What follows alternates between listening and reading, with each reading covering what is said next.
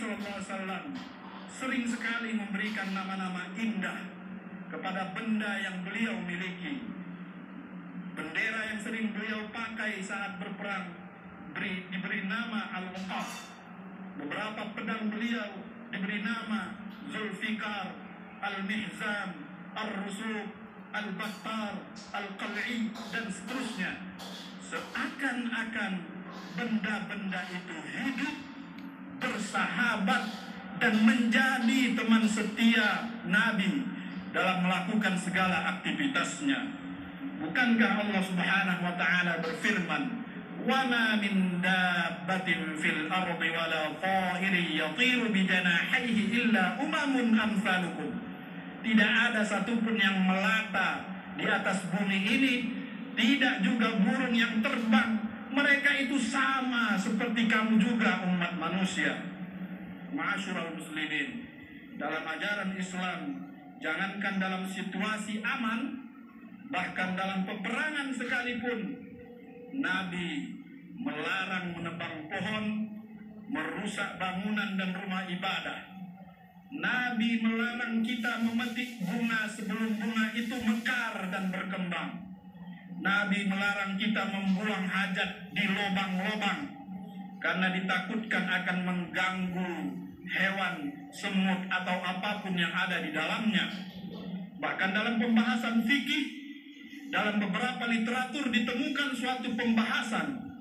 Sekiranya Anda menemukan seekor kucing atau seekor anjing yang hampir mati karena kehausan, sementara di tangan Anda ada sedikit air yang hanya cukup untuk berwudu, maka yang mana yang harus Anda pilih?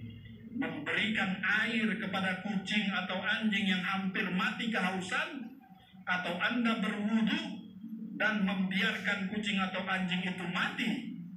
Para ulama mengatakan, lebih baik Anda berikan air itu untuk menyelamatkan kucing atau anjing yang hampir mati itu, dan Anda boleh mengganti wudhu Anda dengan bertayamum karena memang tidak ditemukan ada air yang lain. Ma'asyiral muslimin, sebuah hadis Nabi pernah mengatakan, "La tastanju birrawsi wala bil'idhami fa innahu zadu ikhwanukum minal jin." Hadis riwayat Tirmizi nomor 18. Jangan kalian beristinja, membersihkan kotoranmu dengan menggunakan kotoran atau dengan menggunakan tulang, karena keduanya itu merupakan makanan bagi saudara-saudaramu dari bangsa jin. Bayangkan, jin yang bukan manusia pun adalah saudara.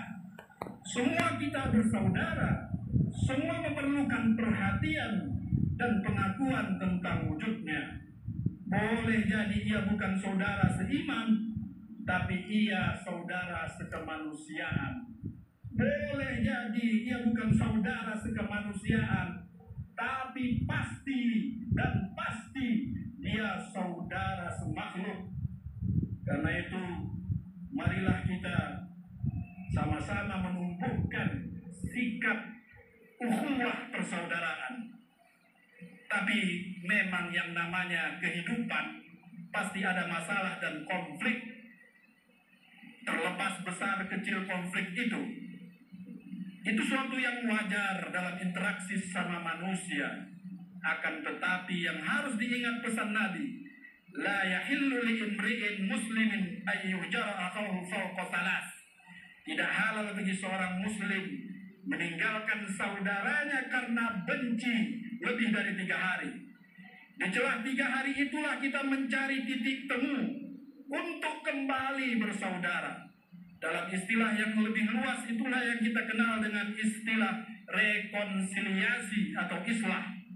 Disitulah peranan silaturrahim, menyambung apa yang putus. Untuk menyambung yang putus itu, kita memerlukan titik temu. Karena itu, sebesar dan seberat apapun masalah dan konflik yang terjadi di antara sesama kita, hendaknya masing-masing pihak memandang pihak lain itu tetaplah sebagai saudaranya meskipun mereka sedang berkonflik. Bukankah Al-Quran mengajarkan kepada kita bagaimana Al-Quran memanggil para penentang-penentang Nabi itu dengan panggilan saudara? Wa ila Thamuda akhahum salihah wa ila Adin akhahum Huda wa ila Madyana akhahum Syu'aiba, dan seterusnya. Dan itu menunjukkan betapa kaum Ad, Samud dinamai saudara. Saudara Nabi yang diutus kepada mereka, padahal mereka adalah durhaka dan menentang nabi-nabi itu. Masyaallah muslimin, itu pula sebabnya betapapun berselisihnya seseorang, dia tetap dinamai saudara. Bacalah kisah perselisihan yang diajukan kepada Nabi Daud alaihissalam. Inna hadza akhi lahu tis'un wa tis'una na'jatan wa liya na'jatun wahidah. Ini saudaraku, berselisih dia dengan aku. Dia mengambil hakku, dia ingin hakku. 99 yang dia miliki tidak cukup. Meskipun mereka berkonflik, tapi redaksi ayat itu tetap memanggilnya dengan saudara. Ma'asyiral muslimin, akhirnya mari kita upayakan semaksimal mungkin mewujudkan persaudaraan dalam berbagai bentuknya.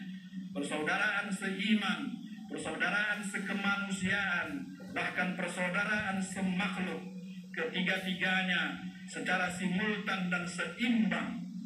Jangan sampai kita hanya sibuk membangun persaudaraan sekemanusiaan secara harmonis, tapi persaudaraan seiman seagama rusak berantakan, kita diam saja tanpa berbuat apa-apa. Atau juga sebaliknya, kita hanya sibuk membangun persaudaraan sesama agama seiman, tapi abai, tidak peduli dengan persaudaraan sekemanusiaan. Kedua-duanya bukanlah yang terbaik.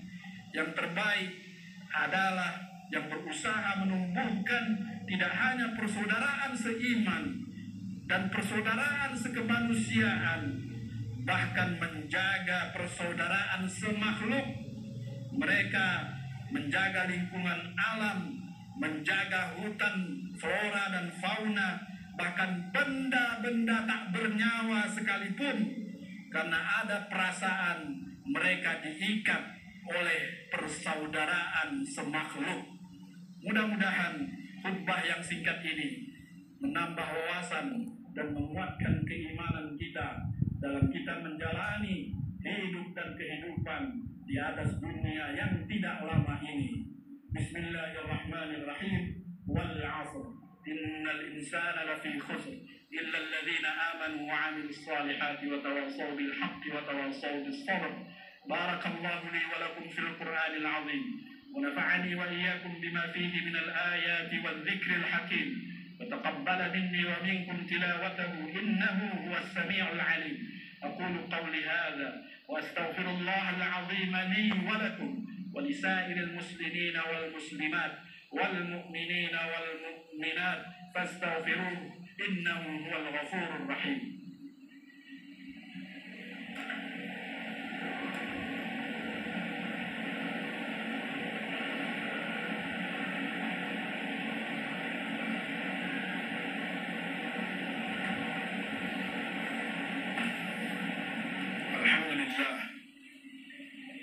Alhamdulillah alladhi ja'ala fis samaa'i burujan وجعل فيها سراجا وقمرا منيرا أشهد أن لا إله إلا الله وحده لا شريك له وأشهد أن محمدا عبده ورسوله داعيا إلى الله بإذنه وسراجا منيرا اللهم فصل وسلم وبارك على سيدنا محمد وعلى آله وأصحابه ومن تبعهم إلى يوم الدين. أما بعد، فيا عباد الله، أوصيكم ونفسي بتقوى الله وطاعته لعلكم تفلحون. فقد قال الله تعالى في كتابه الكريم: أعوذ بالله من الشيطان الرجيم. إن الله وملائكته يصلون على النبي يا أيها الذين آمنوا صلوا عليه وسلموا تسليما اللهم صل على محمد وعلى آل محمد كما صليت على إبراهيم وعلى آل إبراهيم وبارك على محمد وعلى